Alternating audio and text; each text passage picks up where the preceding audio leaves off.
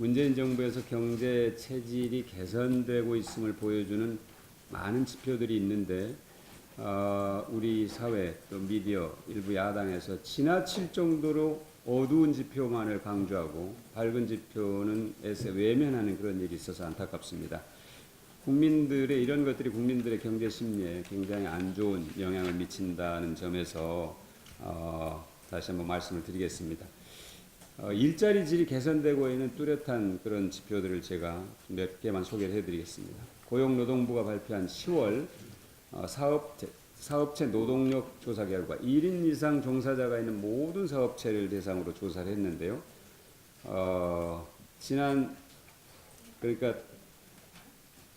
같은 달보다 30만 명 정도가 이제 늘었고, 지난 1년 반 동안 문재인 정부가 들어선 이후 93만 명이 늘었습니다. 1년 반 동안. 근 기간에는 얼마가 늘었냐면 48만 명이 늘었으니까 증가율이 2배 정도 되는 거죠. 이런 지표가 노동부 조사 결과 있고요. 그 다음에 또 하나는 9월 기준으로 해서 지난해 같은 달과 대비했을 때 노동자 한 사람당 월 평균 임금 총액이 4%가량 늘었습니다.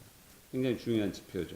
그리고 올해 1월부터 9월까지 실질임금, 누계 실질임금이 지난해 같은 기간보다도 증가율이 3배 정도 됩니다. 그러니까 4.2%인데 그 전년도에는 1.4% 정도 됐으니까 증가율이 굉장히 는 겁니다. 매우 중요한 유의미한 지표라는 점을 말씀을 드리고, 일자리의 질이 매우 안정적으로 긍정적인 방향으로 바뀌고 있다 하는 점을 말씀을 드립니다.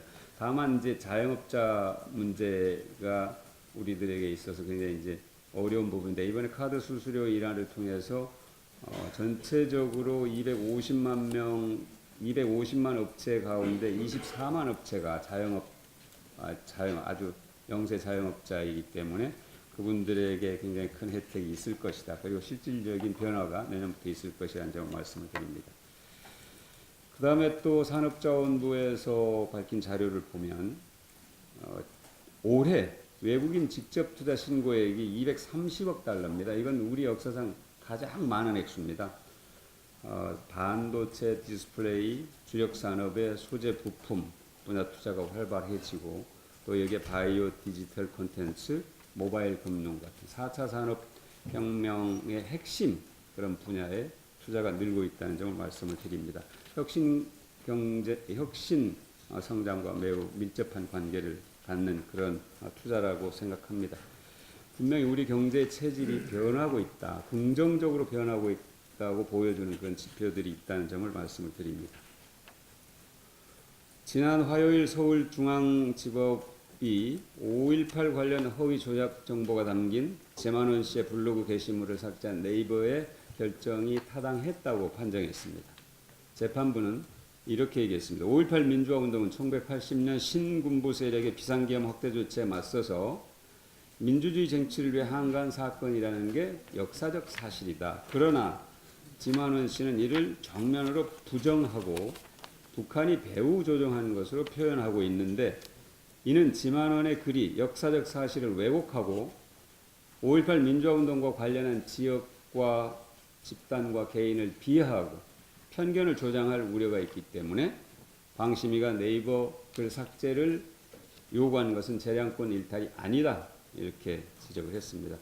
그런데 이렇게 대법원이 판시를 했음에도 불구하고 여전히 5.18 관련 허위 조작 동영상은 유튜브에 널려 있습니다. 구글 코리아에도 마찬가지입니다. 유튜브에 강력히 요청합니다. 삭제하기 바랍니다. 그리고 자유한국당도 이런 허위 조작 동영상 생산을 하는 그런 유튜브 채널을 비호하는 자세를 버려야 한다고 강조합니다. 이상입니다.